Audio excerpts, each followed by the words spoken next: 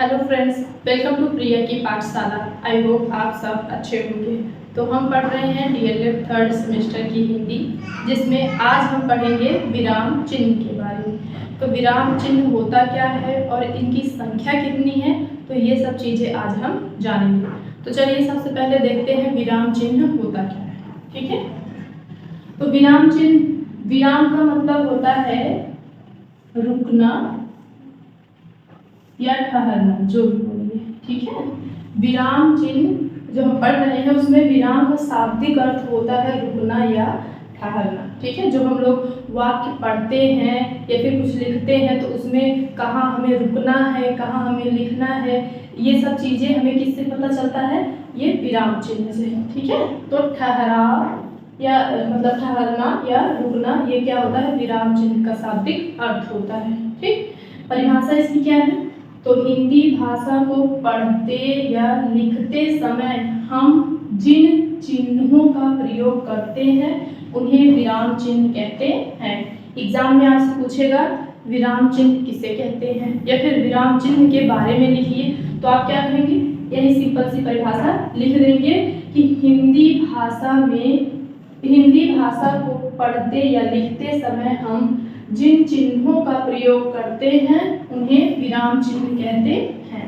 ठीक है, समझ रहे आप, जब हम लोग पढ़ते हैं या फिर लिखते हैं उसमें जो चिन्ह प्रयोग हुआ रहता है वही हमारा क्या है, विराम चिन्ह। हमें चिन्ह से ही पता चलता है कि हमको किस तरीके से पढ़ना है, कहाँ रुकना है, कहाँ तेज पढ़ना है, कैसे पढ़ना है, ये सब चीज़ें विराम चिन्ह ही हमें बताता है। ठीक है, जैसे अगर कहते हैं राम श्याम मोहन, ऐसे कई सारे, तुम लोग क्या करते हैं, ऐसे करेंगे राम, फिर ये कॉमा लगा देंगे, श्याम, फिर कॉमा मोहन, कॉमा, ऐसे ऐसे। ये कॉमा क्या है, ये एक विराम चिन्ह है। ठीक है, इसको हम हिंदी में क्या बोलते हैं, अल्प विराम। ठीक, तो ये क्या है, ये हमें बता रहा है कि हाँ यहाँ पे हमें थोड़ा थोड़ा ठहरना है। राम श्याम मोहन ऐसे नहीं पढ़ना है, राम श्याम मोहन सोहन ऐसे ऐसे। ठीक है, तो क्या करता है यह, हिंदी भाषा को पढ़ते और लिखते समय जिन चिन्हों का प्रयोग होता है वही हमारा विराम चिन्ह है। ठीक, हिंदी भाषा में विराम चिन्हों की संख्या कितनी है, 30 मानी गई है। ठीक है, हिंदी भाषा में विराम चिन्हों की संख्या 30 मानी जाती है। और क्या है, हिंदी भाषा के पाणिनि, हिंदी भाषा के पाणिनि कौन है, तो किशोरीदास वाजपेयी। किशोरीदास वाजपेयी क्या है, तो किशोरीदास वाजपेयी क्या है, हिंदी भाषा के पाणिनि। ठीक है, संस्कृत में है ना महर्षि पाणिनि, जिन्होंने क्या दिया था, महर्षि और सूत्र दिया था। तो संस्कृत के पाणिनि महर्षि पाणिनि और हिंदी के जो पाणिनि है वो कौन है, किशोरीदास वाजपेयी। तो किशोरीदास वाजपेयी ने विराम चिन्हों की संख्या कितनी मानी है, 20 मानी है। ठीक है, तो हमारे जो हिंदी के पाणिनि है किशोरीदास वाजपेयी जी, इन्होंने विराम चिन्हों की संख्या 20 मानी है। तो हम 20 विराम चिन्हों को पढ़ेंगे आज। ठीक है, अब हम आगे कौन कौन से विराम चिन्ह को क्या क्या बोलते हैं ये सभी चीजें हम आगे देखेंगे। ठीक है, तो चलिए देखते हैं हम विराम चिन्हों को। तो चलिए देखिए, ये है हमारे पूरे 20 के 20 विराम चिन्ह। ठीक है, तो पहला है हमारा पूर्ण विराम। पूर्ण विराम मतलब क्या होता है, जब कोई वाक्य हम कह रहे हैं, कोई वाक्य पढ़ रहे हैं तो वो वाक्य जब समाप्त हो जाता है तो वहाँ पे क्या लग जाता है, पूर्ण विराम। ठीक है, एक वाक्य अगर समाप्त हो गया तो पूर्ण विराम, उसके बाद पूर्ण विराम लगाने के बाद दूसरा वाक्य शुरू कर देते हैं। अल्प विराम क्या होता है, तो क्या करेंगे, अल्प विराम में क्या होता है, तो थोड़ी देर के रुकने के लिए हम अल्प विराम का प्रयोग करते हैं। जैसे रोहन मोहन सोहन ऐसे लगातार नाम है तो रोहन कामा मोहन कामा सोहन, मतलब उनके बीच में हमें थोड़ी थोड़ी देर क्या करना है, ठहरना है। तो उस ठहराव को दिखाने के लिए किसका प्रयोग किया जाता है, तो कॉमा, जिसको हिंदी में क्या बोलते हैं, अल्प विराम। अर्ध विराम क्या होता है, तो पूर्ण विराम से कम समय और अल्प विराम से ज़्यादा समय के रुकने के लिए हम अर्ध विराम का प्रयोग करते हैं।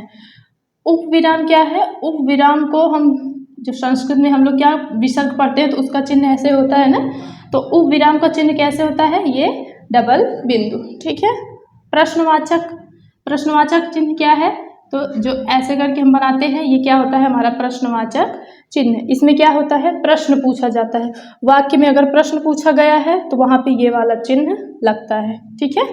विस्मय सूचक, विस्मय सूचक का चिन्ह कैसे होता है, तो ये है हमारा विस्मय सूचक। जैसे विस्मय सूचक मतलब किसी में आश्चर्य, दुख, घृणा, मतलब ऐसी भावना अगर व्यक्त की जा रही है वाक्य में तो वहाँ पे विस्मय सूचक चिन्ह लगा होगा। ठीक है।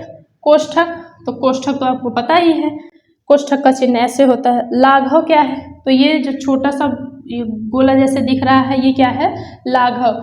जैसे लाघव क्या होता है, किसी मतलब बड़े से शब्द को छोटा करके अगर लिख रहे हैं तो वहाँ पे लाघव चिन्ह लगता है। जैसे आप अगर डॉक्टर लिख रहे हैं तो ये लगा दिए ना, डॉक्टर की जगह ये लाघव चिन्ह। फिर क्या है, प्रोफेसर लिख रहे हैं तो प्रोफेसर में ये लाघव चिन्ह लगा दिए, मतलब बड़े बड़े शब्दों को क्या कर देता है, ये संक्षिप्त कर देता है। योजक, योजक चिन्ह कैसे होता है, तो ये हमारा क्या है योजक चिन्ह। जैसे अगर हमें माता पिता लिखना हो तो बीच में क्या लिख देते हैं, योजक चिन्ह लगा देते हैं, तो माता पिता।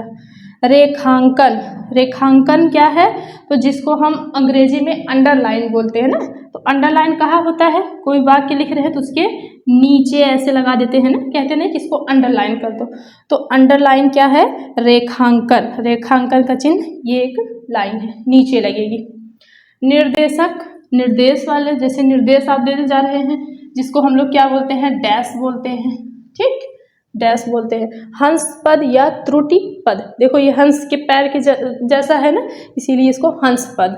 ये क्या है त्रुटि विराम, त्रुटि विराम या फिर हंस पद एक ही है। ठीक है। इसका प्रयोग कहाँ होता है, आप कोई वाक्य लिख रहे हैं, ठीक, उसमें से अगर आप कोई शब्द लिखना भूल गए हैं बीच में तो आप क्या करिए, ये चिन्ह लगा के आप ऊपर लिख सकते हैं। ठीक है। तो ये क्या है हंस पद या त्रुटि विराम। ठीक। अवतरण या उद्धरण, तो ये अलग अलग नहीं है, चाहे अवतरण बोले चाहे उद्धरण बोले, उसका मतलब क्या है, ये इन चिन्हों की बात कर रहा है। ठीक है। ये सिंगल है, ये डबल है। ठीक। सिंगल में क्या होता है, सिंगल में जैसे किसी मतलब कोई लेखक वगैरह हो गए, उनको निर्देशित करने के लिए, उनको प्रदर्शित करने के लिए इसका प्रयोग कर सकते हैं।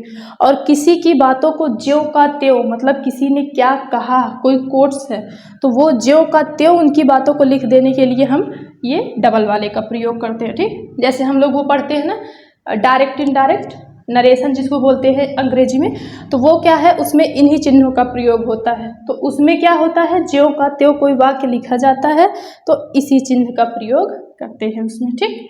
तुल्यता सूचक क्या है, तुल्यता सूचक मतलब ये वाले चिन्ह जो है ये क्या है तुल्यता सूचक, मतलब ये समानता को दर्शाता है, तुलना को। ठीक है, जिसको हम बराबर भी बोलते हैं, तो ये क्या करता है तुल्यता सूचक तुलना। समाप्ति सूचक, तो ये चिन्ह हमारा क्या है समाप्ति सूचक। इसमें क्या है कोई कहानी है वो क्या हो गई समाप्त हो गई तो लास्ट में ये वाला चिन्ह लगा होगा, मतलब उस कहानी का एंड हो गया है। ठीक है। दीर्घ उच्चारण, दीर्घ उच्चारण क्या है, दीर्घ उच्चारण का चिन्ह होता है ये अंग्रेजी के एस के जैसा। ठीक है।